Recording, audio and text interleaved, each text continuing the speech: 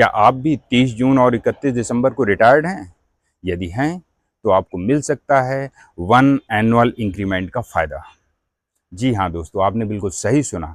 हमारे अधिकांश सैनिक साथी जिनका इंक्रीमेंट 1 जनवरी को लगता है या 1 जुलाई को लगता है, और यदि इंक्रीमेंट लगने की तिथि से 1 दिन पहले वो रिटायरमेंट हो जाते हैं तो उन्हें उनका हक नहीं दिया जाता है, वो इस इंक्रीमेंट का फ़ायदा नहीं दिया जाता है।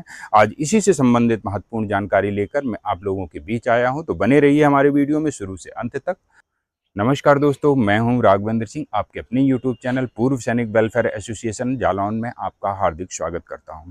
दोस्तों, आज मैं आप लोगों के बीच ऐसे ही महत्वपूर्ण जानकारी लेकर के आया हूं। आज आप लोगों को बताऊंगा कि किस प्रकार से हमारे बहुत से सैनिक साथी इंक्रीमेंट की तिथि से 1 दिन पहले रिटायर्ड हो जाते हैं और उन्हें उस इंक्रीमेंट का बेनिफिट नहीं दिया जाता है। तो किस प्रकार से अपने वो एक इंक्रीमेंट का लाभ ले सकते हैं, जो कि सुप्रीम कोर्ट का ऑर्डर है। आप इस लेटर के माध्यम से भी देख सकते हैं कि किस प्रकार से सुप्रीम कोर्ट ने आदेश दिया था कि जो भी सैनिक इंक्रीमेंट लगने की तिथि से 1 दिन पहले रिटायर्ड होते हैं, जैसे कि किसी का रिटायरमेंट 31 दिसंबर है या फिर 30 जून, जबकि हमारा इंक्रीमेंट 1 जुलाई और 1 जनवरी को दिया जाता है, तो सुप्रीम कोर्ट के आदेश के मुताबिक ऐसे जो भी सैनिक साथी हैं उन्हें इंक्रीमेंट का फ़ायदा दिया जाएगा। यदि आपको नहीं मिल रहा है तो आप भी जिला सैनिक कल्याण बोर्ड के माध्यम से संपर्क करके अपने इस हक को प्राप्त कर सकते हैं, या फिर हमारी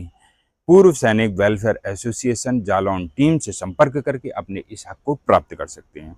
चलिए दोस्तों, बोर्ड के माध्यम से मैं आप लोगों को बताता हूँ। दोस्तों, 30 जून या 31 दिसंबर को रिटायर्ड होने वाले सैनिकों के लिए खुशखबरी। यहाँ पर वही बात मैं आप लोगों को बताना चाह रहा था कि जो भी सैनिक 30 जून और 31 दिसंबर को रिटायर्ड हुए हैं, उनको यहाँ पर किस प्रकार से एक इंक्रीमेंट का फ़ायदा मिल सकता है। ऐसे हमारे बहुत से सैनिक साथी हैं जिन्हें इसकी जानकारी नहीं है और वो एक इंक्रीमेंट से वंचित हैं और कम पेंशन में ही अपना गुजारा कर रहे हैं। तो कृपया जागृत होइए और अपने इस इंक्रीमेंट को पाने के लिए आप अपने जिला सैनिक कल्याण बोर्ड से संपर्क करें, या फिर पूर्व सैनिक जालौन वेलफेयर एसोसिएशन टीम से भी संपर्क करके आप अपनी समस्या का समाधान करवा सकते हैं। दोस्तों, स्क्रीन पर चल रहे लेटर को आप पढ़ सकते हैं और इसे मैं आप लोगों को पढ़ करके भी सुनाना चाहता हूं कि किस प्रकार से सुप्रीम कोर्ट के आदेश के मुताबिक आपको इस इंक्रीमेंट का फ़ायदा दिया जाता है, जिसे आप कोशिश करके इस इंक्रीमेंट को प्राप्त कर सकते हैं। दोस्तों, एक हमारे सैनिक साथी हैं सूबेदार नीरज कुमार, जो कि सिग्नल रेजिमेंट से ताल्लुक़ रखते हैं, जो कि 30 जून और 31 दिसंबर जैसी परेशानी से जूझ रहे थे। इनका रिटायरमेंट इंक्रीमेंट लगने की तिथि से ठीक 1 दिन पहले हो जाता है और उन्हें उस इंक्रीमेंट का फ़ायदा नहीं मिल पाता है। इन्होंने कई बार अपने जिला सैनिक कल्याण बोर्ड से संपर्क किया, परंतु इनकी समस्या का समाधान नहीं हो पाया। अंततः इन्होंने हमारी पूर्व सैनिक वेलफेयर एसोसिएशन जालौन टीम से संपर्क किया और पूर्व सैनिक वेलफेयर एसोसिएशन जालौन टीम ने किस प्रकार से सुप्रीम कोर्ट का हवाला देते हुए, उस लेटर का हवाला देते इनके रिकॉर्ड को पत्र लिखा, इन्हें इनका इंक्रीमेंट का हक दिलवाने का कार्य किया है। मैं उस लेटर को आपको पढ़ करके सुनाना चाहता हूँ। सिग्नल रिकॉर्ड ने पीओआर को लिखा है, grant of notional increment to the central government employees retiring from service on 13 June या 31 दिसंबर। पोर्टल के माध्यम से हमारी टीम ने जैसे ही इनके रिकॉर्ड ऑफिस को शिकायत भिजवाई है, तो जवाब में लिखा है इन्होंने पीओआर को, it is intimated that the honourable Supreme Court has ordered allowed for grant of 1 annual increment to all retired personal retiring on 13 June 31 December which they earned on the last day of their service for rendering 1 year qualifying service preceding 1 year to the date of retirement. In this connection, Office of the Controller and Auditor General of India, New Delhi, circular number दिया हुआ है, dated 18th January 2024, as enclosed herewith for your reference. In view of the above, it is requested to confirm of above mentioned policy is being implemented or declaration awaited, as this office is now receiving petition given reference of the IVID letter of CAG. यदि आप भी इस प्रकार की समस्या से परेशान हैं, रिटायरमेंट आपका इंक्रीमेंट लगने की तिथि से ठीक एक दिन पहले हो जाता है, तो आपको उस इंक्रीमेंट का, उस एनुअल इंक्रीमेंट का फ़ायदा अवश्य मिलेगा। आप कोशिश करें और आपको इसका हक ज़रूर दिलवाया जाएगा। ये दोस्तों नेक्स्ट सवाल की तरफ चलते हैं।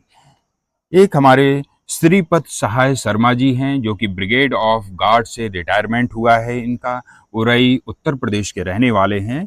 11 वर्ष सेवा करने के बाद इनका रिटायरमेंट हुआ था। इनकी समझ में नहीं आ रहा था कि मुझे कितनी पेंशन मिलनी चाहिए और मुझे कितनी नहीं मिलनी चाहिए। इस समस्या से ये काफ़ी परेशान थे। इन्हें लग रहा था कि मेरी पेंशन में कुछ इंक्रीमेंट कम है, परंतु इनके साथ वाला कोई भी ऐसा सैनिक नहीं मिल रहा था जिससे ये कंपेयर कर सकें, क्योंकि इनकी सर्विस टोटल ही 11 वर्ष की थी।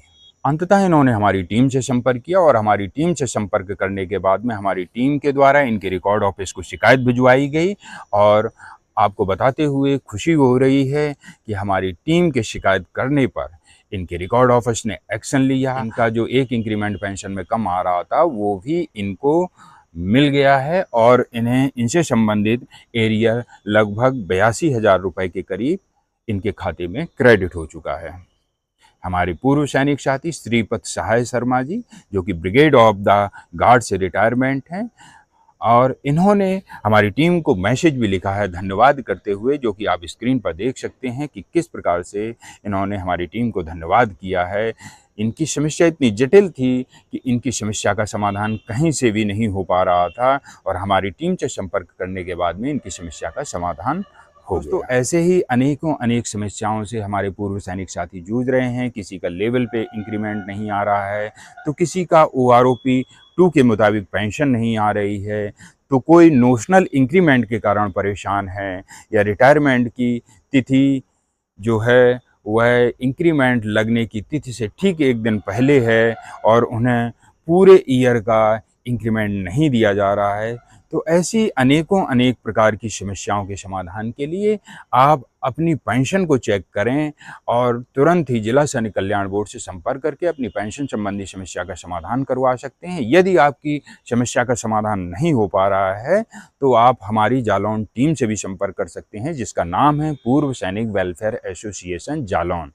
इसको लिखकर आप यूट्यूब पर सर्च करके आप अपने अनेक जानकारी ले सकते हैं, पेंशन संबंधी समस्याओं का समाधान करवा सकते हैं और हमारे चैनल से जुड़े रहने के लिए हमारे चैनल को सब्सक्राइब कर सकते हैं, ताकि ऐसे ही महत्वपूर्ण जानकारी के नोटिफिकेशन आपको समय पर मिल सकें और सबसे पहले आपको ऐसे ही नई जानकारी के वीडियो प्राप्त हो सकें।